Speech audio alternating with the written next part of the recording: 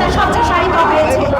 আমরা চাকরি করে ফ্যামিলিকে একটি নিশ্চয়তা দিব বলে, সেই নিশ্চয়তা আজকে হুমকির মুখে।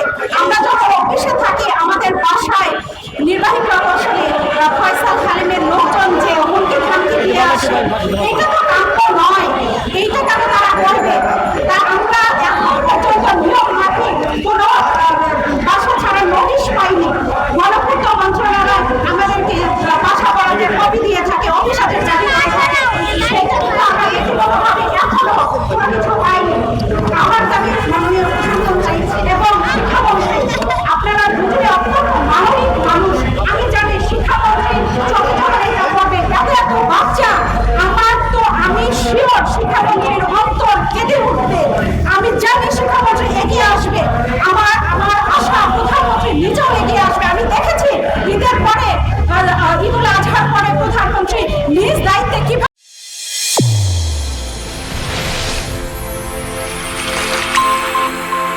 চ্যানেল A1 হৃদয়ের স্পন্দন।